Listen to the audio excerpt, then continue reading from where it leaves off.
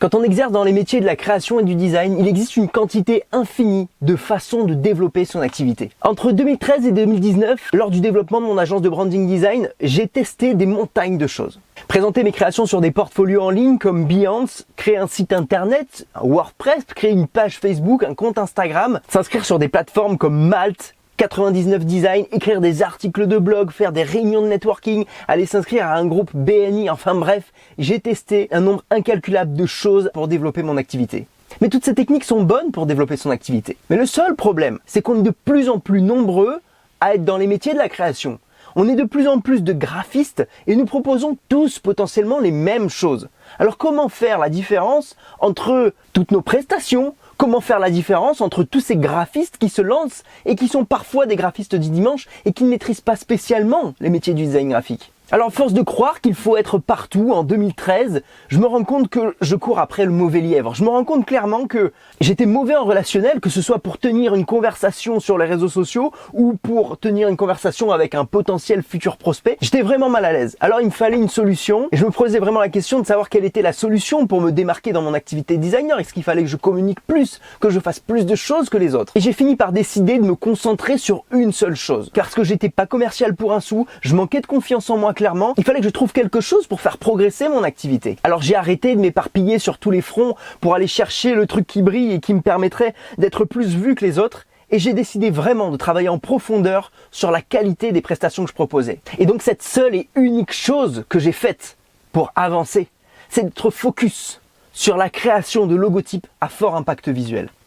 Après plus de 15 années d'expérience, à force de tester, de créer, de retester les choses, à force d'aiguiser mon œil, je me rends compte vraiment que l'aspect esthétique d'un logotype ne dépend pas des critères qui sont basés sur les tendances, mais qu'il dépend réellement de critères visuels qui sont imposés par l'œil. Des critères visuels qui permettront de faire comprendre à n'importe quel client que votre création est le fruit d'une culture et d'une réflexion de logique visuelle et qui permettra d'avoir un impact ultra important pour son logotype. Alors en 2014, je m'impose à suivre à chaque fois que je crée un logotype un certain nombre de critères qui me permettent d'obtenir des logotypes structurés, purs, sans fioritures et au design intemporel.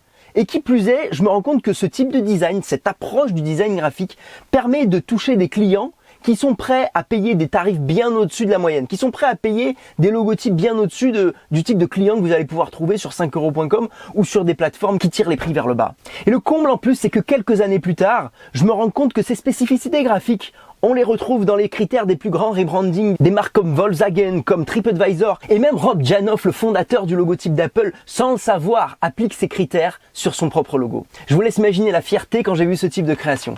Alors nous ne sommes pas devenus Havas ou Publicis, mais ça a amplement contribué à faire vivre mon agence pendant plus de 7 années. Et puis ces critères du coup m'ont permis de me donner une confiance en moi hors pair pour que je puisse plus facilement aller vendre des créations de logotypes haut de gamme à des clients qui étaient prêts à entendre ce discours de logique visuelle. Bref, tout ça pour vous dire que si tu as besoin de légitimité, si tu cherches à approfondir ton savoir-faire en termes de création d'identité visuelle, en termes de création de logotype, si tu en as marre de partir dans tous les sens à chaque fois que tu crées un logotype, si tu ne sais plus exactement quels sont les vrais critères et sur quoi te baser pour faire avancer et pour affiner tes créations de logotype, que tu aies 1 an d'expérience, que tu aies 15 années d'expérience, que tu veuilles te lancer, que tu sois en reconversion, j'ai créé une webconférence pour toi. Cette webconférence, elle est nommée les 7 piliers pour obtenir les réflexes créatifs des designers de logotypes qui facturent 3000 € et plus. Oui, c'est une super promesse et si tu veux rejoindre cette webconférence, c'est directement dans la description, tu as un lien qui est présent pour pouvoir t'y inscrire.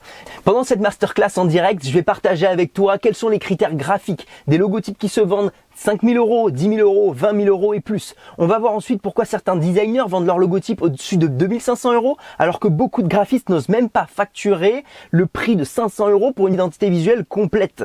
La bonne approche en termes de design pour trouver des clients qui sont prêts à payer le prix pour des logotypes de qualité. Si tu en as marre de ne pas avoir assez de temps ou si tu n'as pas assez de budget pour pousser tes créations, pour aller plus loin dans ce que tu vas proposer à ton client, ça va énormément t'intéresser. On va voir aussi comment est structuré le marché du design de logotype en 2020. Il y a 2 grandes parties, on verra celle à laquelle il faut absolument y adhérer au risque de rester un graphiste du dimanche qui n'évolue pas. On va voir aussi la première chose qu'il faut faire pour un designer pour assurer la pérennité de son activité. Et à la fin de cette webconférence, je te présenterai les lois Acuitis Design. Des lois qui m'ont permis de structurer mes méthodes créatives. Des lois qui m'ont permis d'obtenir des logotypes purs au design intemporel.